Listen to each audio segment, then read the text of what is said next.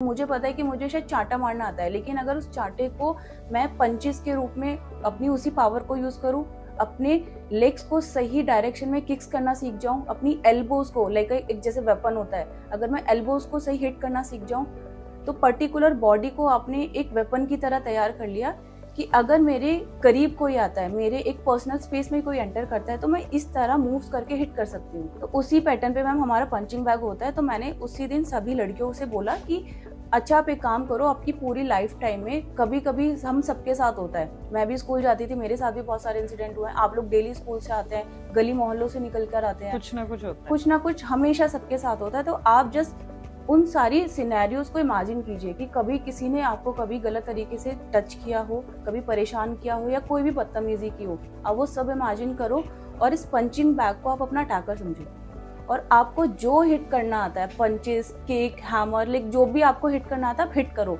अपना वो फ्रस्ट्रेशन निकालो। तो मैम ऐसे ही एक लड़की निकल कर आती है, वो ज़्यादा नहीं 9th क्लास की स्टूडेंट थी, वो हिट करना स्टार्ट करे, हिट करिए। तो मैंने एक टाइम लाइन सेट किया हुआ था कि आपको सिर्फ 15 सेकंड हिट करना है। 15 सेकंड एक छोटा टाइम लाइन होता है, उसके बाद बच्चे अक्सर थक जाते हैं। वो हिट करते हुए एकदम से वो रोना स्टार्ट करती है, और वो इतनी तेज रो रही है और रोते रोते हिट करना मतलब उसने शुरू किया। इनफैक्ट उनके प्रिंसिपल और टीचर्स भी निकल के आए कि क्या हुआ, बच्ची इतना शोर क्यों मचा रही है। मैम वो लिटरली इतना रो रही थी उस टाइम पीरियड में, और वो हिट किए जा रही है बैक पे। तो मैंने उसको रोका नहीं, मैंने उसको बोला कि और हिट करो। मैंने बाकी बच्चों को बोला कि आप इसको बूस्ट करो, कि हिट करो। अब बच्चे सारे शाउट कर रहे हैं, वो हिट करिए बैक पे। और 15 से नहीं, वो ऑलमोस्ट उसने 30 सेकेंड बैक पे हिट किया है। फिर वो जब थक गई है वो रुकी, और मैंने उसको बोला कि आप साइड बैठ जाओ। क्लास खत्म होने के बाद मैं उसके पास गई कि क्या हुआ, आप रो क्यों रहे थे, क्योंकि पूछना होता है। हाँ। तो उसने तब मेरे साथ अपना शेयर किया कि जब वो छोटी थी, काफ़ी ऑलमोस्ट 3 या 4 साल की, उसी के घर में कजिन, उसके चाचा का बेटा था, काफ़ी गलत तरीके से उसको टच करना, बहुत सारी चीज़ें थी, मैं ज़्यादा नहीं ऑन कैमरा बता सकती हूँ।